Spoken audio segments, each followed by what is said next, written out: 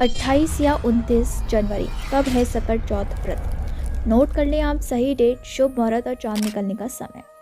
सकट चौथ पर श्री गणपति की उपासना से सारे संकट दूर हो जाते हैं। इस पर्व पर माताएं अपनी संतान की लंबी आयु और परिवार की सुख समृद्धि की कामना के लिए उपवास रखती हैं।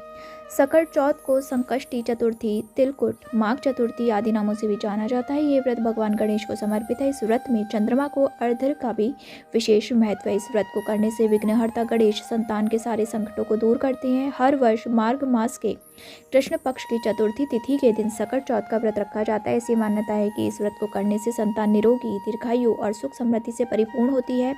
सकट चौथ पर श्री गणपति की उपासना से सारे संकट दूर हो जाते हैं। इस पर्व पर माताएं अपनी संतान की लंबी आयु और परिवार की सुख समृद्धि की कामना के लिए उपवास रखती हैं।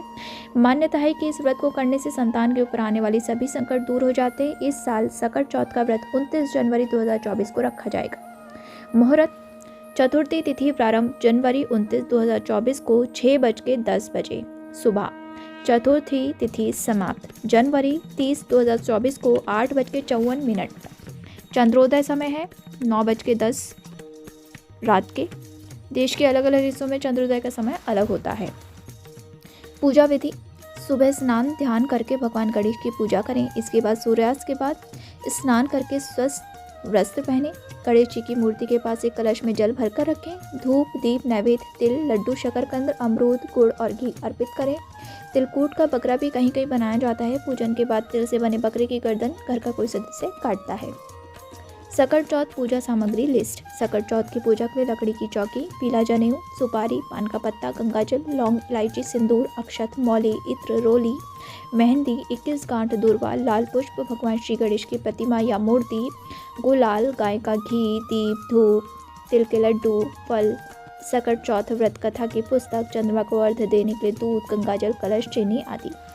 सकट चौथ व्रत में पान के प्रयोग का महत्व: शास्त्रों के अनुसार भगवान श्री गणेश की पूजा में पान का प्रयोग सभी प्रकार की मान्यताओं यानी कि मनोकामनाओं को पूरा करने वाला माना गया है। मान्यता है कि मां लक्ष्मी को भी पान अति प्रिय है। कहते हैं कि सकट चौथ पूजन में भगवान गणेश को पान अर्पित करने से मां लक्ष्मी का आशीर्वाद प्राप्त होता है। ओम गण गणपते नमः का करें जाप। सकट चौथ के दिन ब्रह्म मुहूर्त में स्नान करके स्वच्छ वस्त्र धारण करके भगवान गणेश के पुष्प, दूर्वा, लड्डू आदि से विधि विधान पूर्वक पूजा करनी चाहिए। विघ्नों को हरने वाले भगवान गणेश के मंत्र ओम गणपते नमः का जाप करना चाहिए। संतान की लंबी आयु के लिए सकट चौथ व्रत की कथा सुननी चाहिए। रात्रि में चंद्रमा को अर्घ्य देकर व्रत संपन्न करना चाहिए। सकट चौथ व्रत की कथा आपको नेक्स्ट वीडियो में मिलेगी। प्लीज़ आप चैनल को सब्सक्राइब कर लीजिए, वीडियो को लाइक कर लीजिए और दोस्तों इस एनिमल्स को फीड कराना, उनकी हेल्प करना बहुत ज़रूरी है। मैं भी करती हूँ, आप भी कीजिए। मिलते हैं नेक्स्ट वीडियो में। Bye bye and take care. भगवान गणपति की कृपा आप और आपके परिवार पर हमेशा बनी रहे।